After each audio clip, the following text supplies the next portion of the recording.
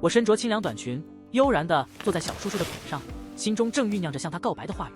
然而他却微微蹙眉，神情冰冷地吐出2个字：下去。之后的日子里，我依旧穿着那条裙子，与同校的学长在舞池中翩翩起舞。可没想到，他竟然在众人面前将我猛地扯回卧室。他的指尖轻轻卷起我的裙边，眼中闪过一丝复杂的光芒，缓缓说道：小侄女，我辛辛苦苦把你养大，你真以为我是为了给别的男人养的吗？最终那条裙子在他的手中化为了碎片。我站在玄关处，恰在门锁解锁的那刹那，我猛地扑进了那男人怀中。嘿，你这怀抱简直像棉花团一样呢！周遭的空气诡异般的沉寂。正当我满心疑惑景少川为何不像往常那般推开我时，头顶忽然传来一声轻笑：哟，川哥，你们家还提供投怀送抱的服务呀？我一惊，赶忙松手，这才发觉自己抱错了人。那原本的惊喜瞬间化作了惊吓。景少川站在那男人身后，面无表情地注视着我，那疯狂的尴尬情绪宛如浓稠的江湖，彻底糊住了我的小脑，让我呆立在原地动弹不得。屋外寒风凛冽，我借着地暖的温暖，换上了黑粉色的短款露脐上衣，以及同色系尚未及膝的格子短裙。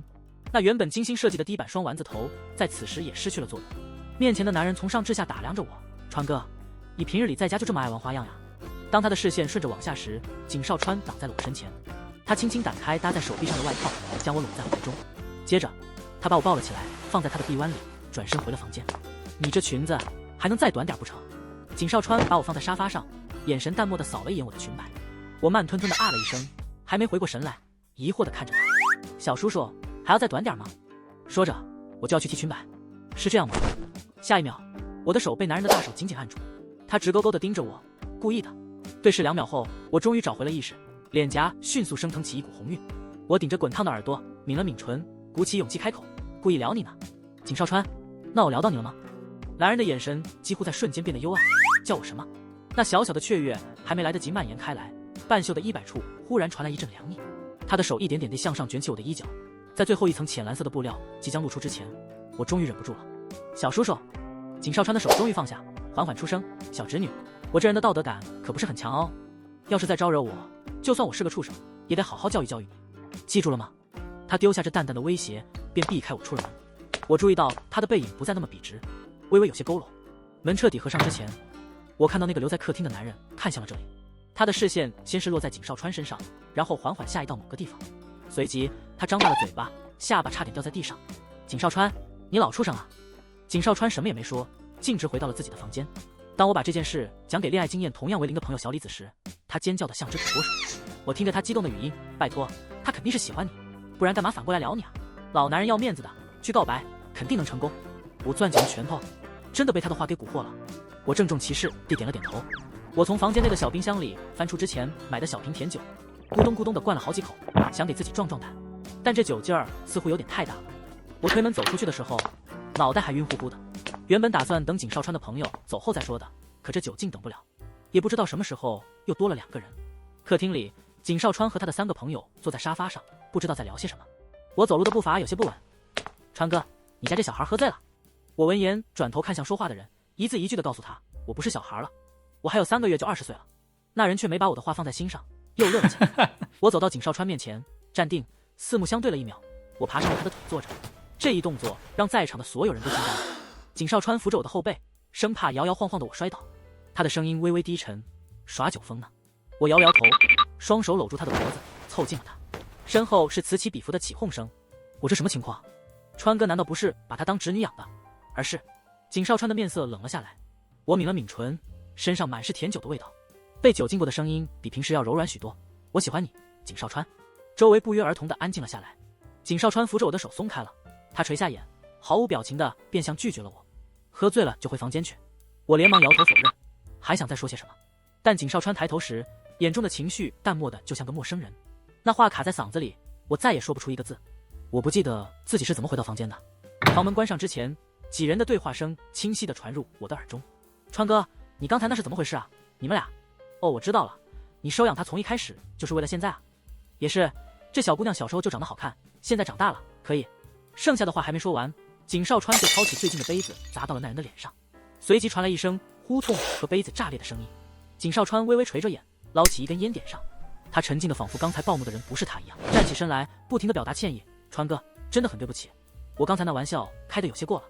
景少川轻轻将烟灰磕落在烟灰缸里，语气十分淡然。我不想再从任何人嘴里听到关于他的玩笑话。要是再有下一次，我会让你彻底学会闭上嘴巴。旁边的人尴尬地打着圆场，试图缓和气氛。川哥这也是出于对侄女的关心，是可以理解的。景少川没有表示反对。我轻轻地关上房门，默默地躲进被子里，无声地哭泣了一场。当最后一丝酒意消散，我吸了吸鼻子，在心里对自己说，再也不要对景少川怀有好感了。第二天，我早早地起床，收拾出一个行李箱，打开门，却正巧撞上了景少川。你要去哪里？我微微低着头，语气依旧礼貌如常。小叔叔，距离大3开学也就1个月了，我在学校附近找了份暑假工，打算回学校住了。他挡在我面前，半步都不让，紧紧盯着我的眼睛，声音听起来像是在压抑着什么。昨天的事情，我们好好谈谈。我后退了一步，弯起一个不失礼貌的微笑。小叔叔，昨天是我喝醉了才冒犯到您的，我说的那些话都是醉话，您别往心里去。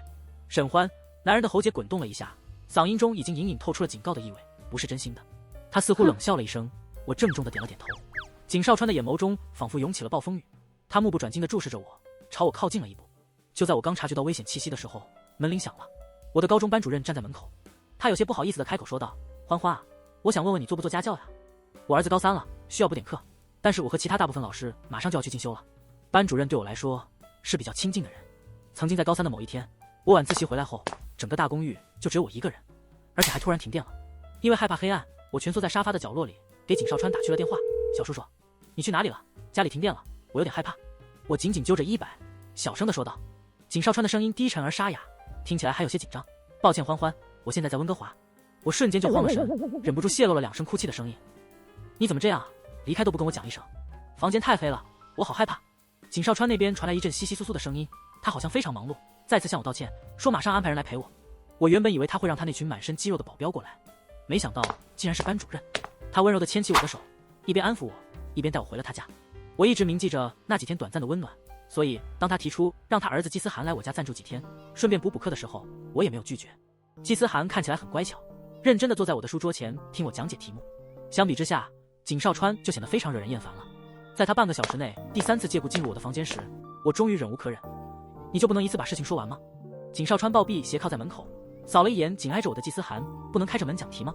我没有太大的意见，刚想开口，袖子就被季思涵轻轻地拽了一下。姐姐，我还是想关上门学习，这样会更安静，也能听得进去。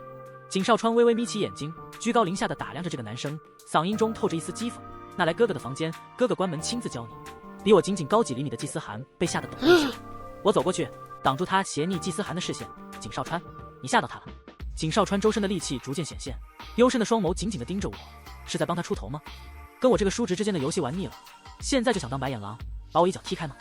明明是他先拒绝的我，我强忍着泛酸的眼眶，倔强地看着他。就是受够你了，你都快30岁了，身体器官都在逐渐衰退，就是一个老男人，什么都不行了。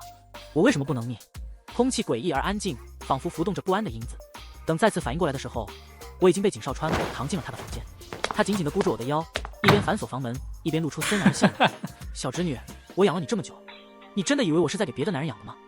我被扔在床上，上一次躺在他的床上还是8岁刚进入傅家的时候，那时候我还叫他哥哥，后来按照傅家的辈分改了口。羽绒被太过柔软，我一时之间竟然爬不起来。景少川此时忽然变得温和的声音，让我更加不寒而栗。他不紧不慢地解开袖口，唇边勾起一丝笑容。景少川，你要干什么？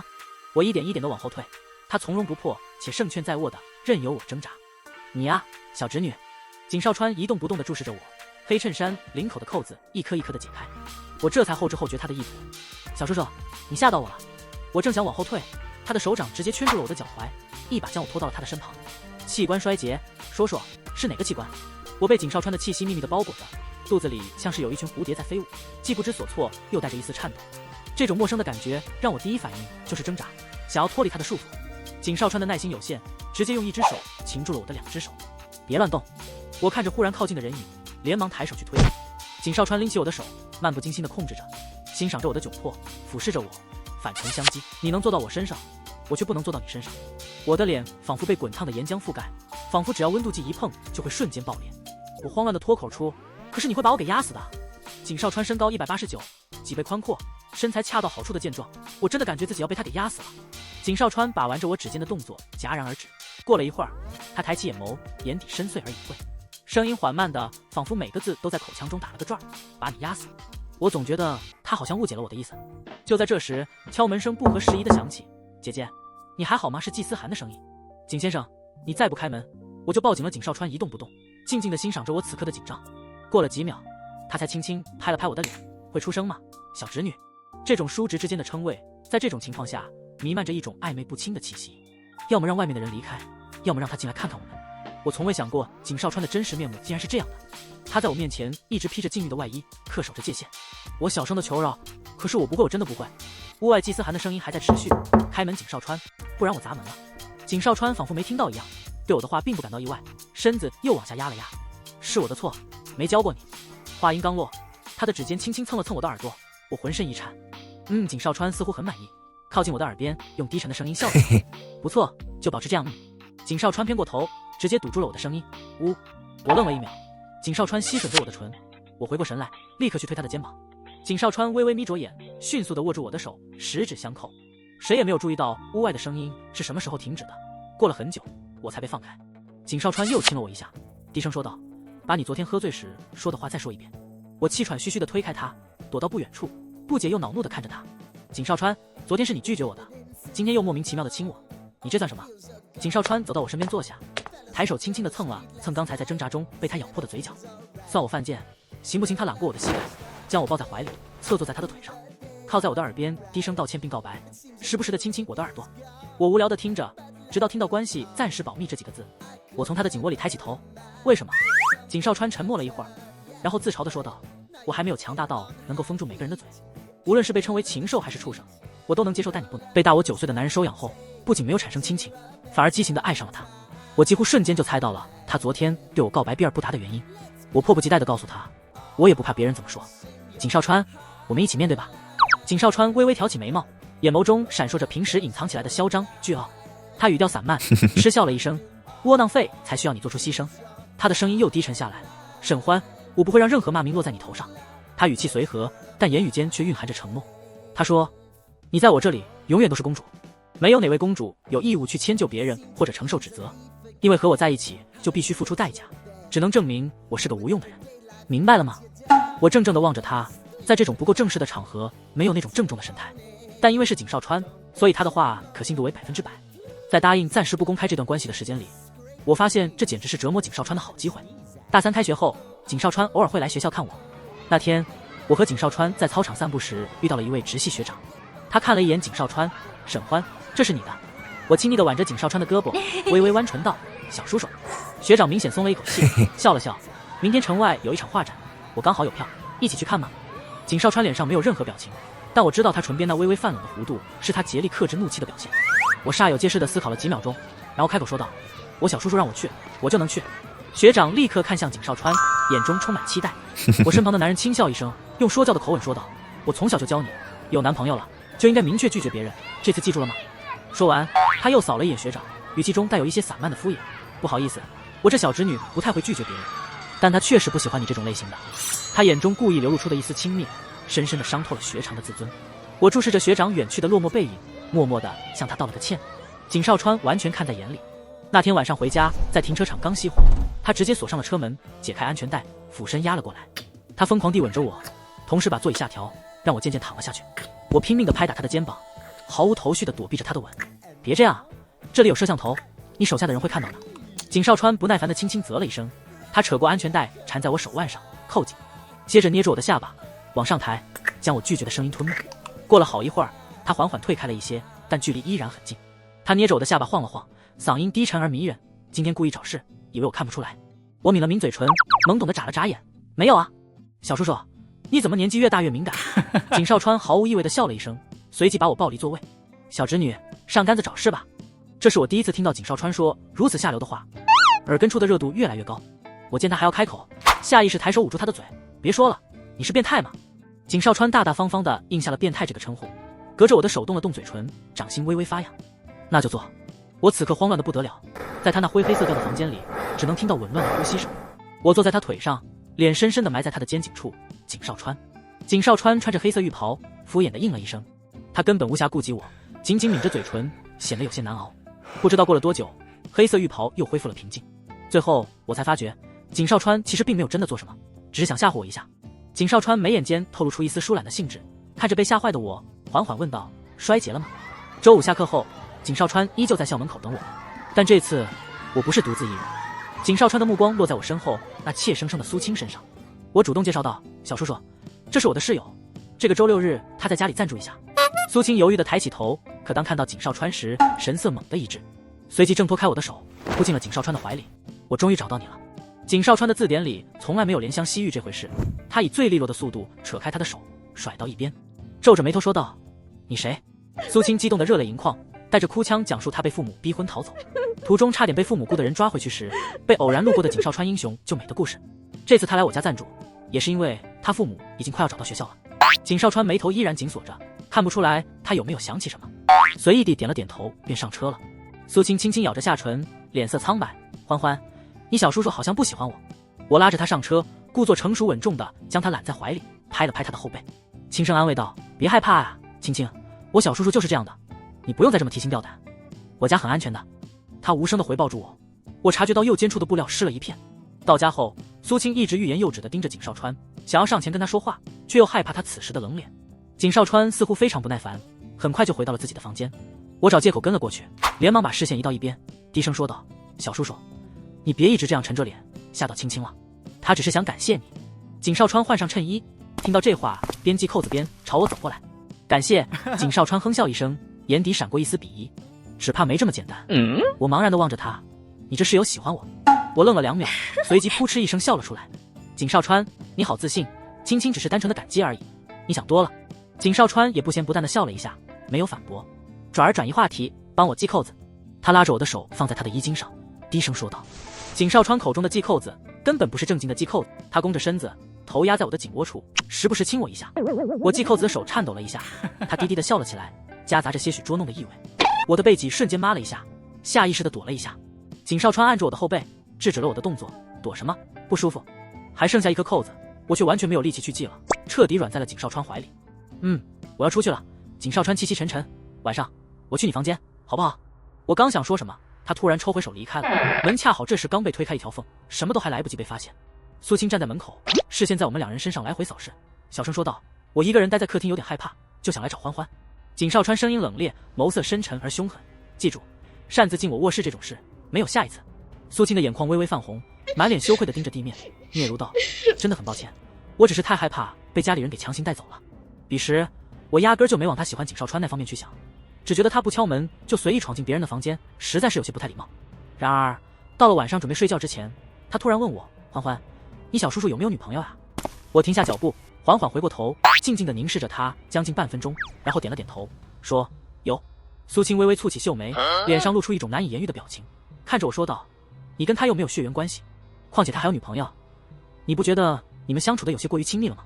在我们老家，孤男寡女同住一个屋檐下这么久，那是会被人骂死的，而且也不会有任何人愿意娶你的。”我一时间有些分辨不清他到底是真心为我好，还是别有所图，只是平静地对他说：“首先，这里不是你们老家，其次，我也不需要你们老家的人来娶我。”苏青似乎觉得我不识好歹，深深地吸了一口气，皮笑肉不笑地点了下头，便转身回楼下的客房去了。深夜时分，我依旧在回忆着苏青的态度和举动，他似乎真的会时不时地看向景少川。就在这时，门锁忽然动了一下，门被缓缓推开，只见景少川洗完澡后，松垮垮地系着浴袍走了进来。他眼中毫不掩饰地流露出一丝欲色，可我心里却突然一紧，这栋房子里还有苏青呢，今天看来不是个什么好日子。景少川似乎读懂了我的心思，拖着腔调说道：“不坐。”我悬着的心还没放下来，就看到他直勾勾地盯着我的嘴唇，我瞬间扑上去，用手捂住他的眼睛，生气地喊道：“不行，景少川，你怎么能这么变态？”我心里甚至涌起了报警的念头。景少川脸上露出一丝玩味的笑意，但也没有再做什么，只是在我脸上亲了一会儿，便起身离开了。走到门口时，他的手放在门把手上却没有动。我察觉到了什么，悄悄地起身走到他身边，无声地问：“怎么了？”下一秒就听到外面传来一阵脚步声，紧接着隔壁的房门被推开了，隔壁卧室就是景少川的卧室。旁边男人的脸色阴沉的仿佛能滴出水来，我知道他对苏青的耐心已经达到了极限。我将景少川往屋内拉了拉，然后自己打开门走了出去，站在他身后，毫无表情的开口问道：“你在干什么？”苏青毫不犹豫地跑过来搂住我，低声抽泣着说：“我做噩梦了，欢欢，我梦见我被我爸妈抓回去，然后嫁给那个瘸子了。我上来找你，以为那是你的房间。”我觉得一切都有些不对劲，但却又抓不住关键所在。过了片刻，我扯开他的胳膊，声音有些冷淡地说道：“梦都是假的，但青青，我以为进任何人的房间之前都需要敲门询问，这是最基本的礼貌。他低着头吸了吸鼻子，委屈地说道：“对不起，我不会再这样了。”我没有说话，却莫名地注意到他自始至终都没有抬头和我对视，而我也没有亲眼看到他的眼泪。次日清晨，我难得的起了个大早，打算和苏青一起回学校。第六感告诉我，他并没有表面上看起来那么无辜可怜。苏青听了之后，只是沉默了几秒钟，便点头答应了，说：“那我现在就收拾东西。欢欢，我在网上买了些生活用品，你们这里送不进来，你能帮我去拿一下吗？”我思考了一下，便答应了离开。我心想，就算他对景少川有什么企图，他也不可能把一个和他身高体型相差那么大的男人怎么样。然而，我万万没有想到，他竟然会无耻到这种地步。我拿完外卖，刚走进玄关，就听到2楼传来一声惊叫，是苏青的声音。我立刻换上鞋子跑了上去，声音是从景少川的房间传出来的。屋内的一幕让我感到无比震惊和错愕，苏青的衣服和内衣都被扔在了地板上，她半靠在景少川的床上，用被子紧紧地裹着自己，只露出2条光洁的手臂，神情惊恐，仿佛这一切都是被迫的。景少川衣着整齐地靠在门边的墙上，面无表情地凝视着苏青。我大脑一片空白，过了好一会儿才找回自己的声音，问道：“怎么回事？”苏青抱着被子，紧紧地捂住胸口，红着眼对景少川颤抖着说道：“你不能不对我负责，你已经看到我了。按照我们老家的习俗，我必须嫁给你。”景少川气笑了，罕见地爆了句粗口：“老子看个屁！”原来景少川今早一早就出去办事了。在我离开之后，苏青又一次跑进了景少川的房间，故意把衣服扔在地板上，然后钻进了景少川的床上。景少川走的时候特意没有把门关严，但回来的时候房门却被彻底关上了。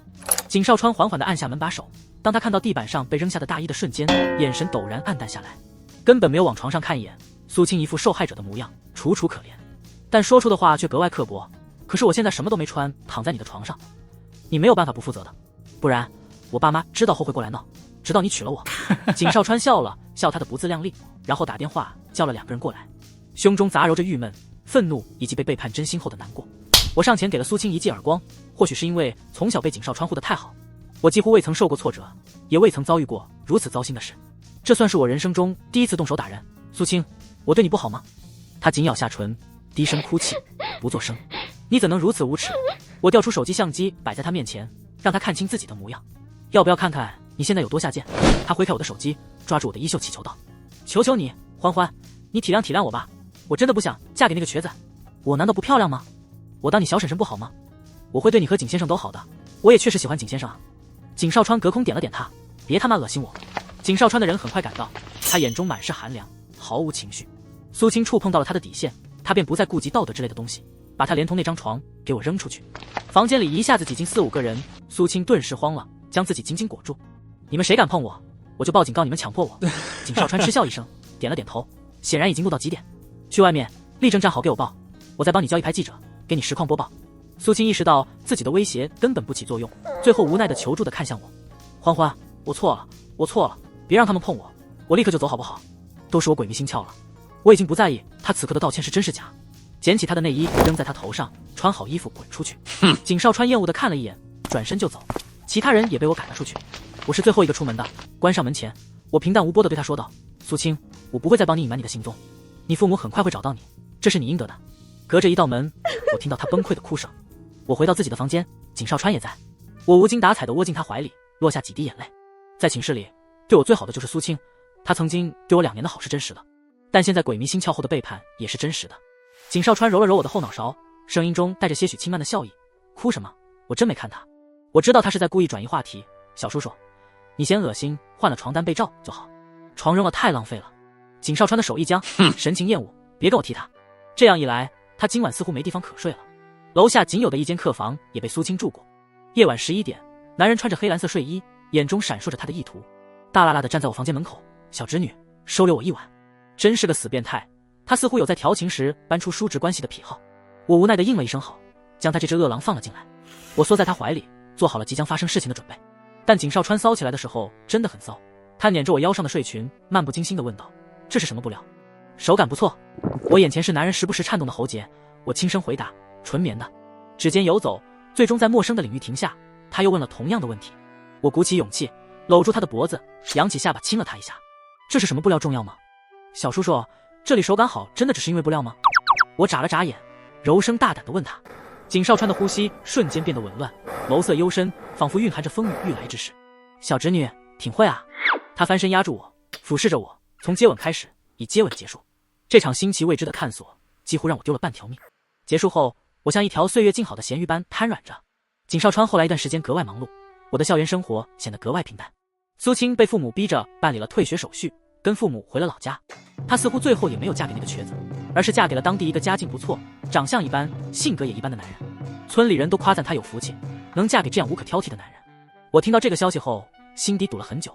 相较于苏青，我更多的是为那些至今仍被困囿于封建习俗，却无法挣脱破茧的蝴蝶女孩而感到悲哀。见微知著，我无法想象在足够落后的地方还存在着多少这样的事情。这股郁闷的情绪伴随了我一整天，直到傍晚，景少川来接我。他竟然将车直接开进了学校，停在寝室楼下。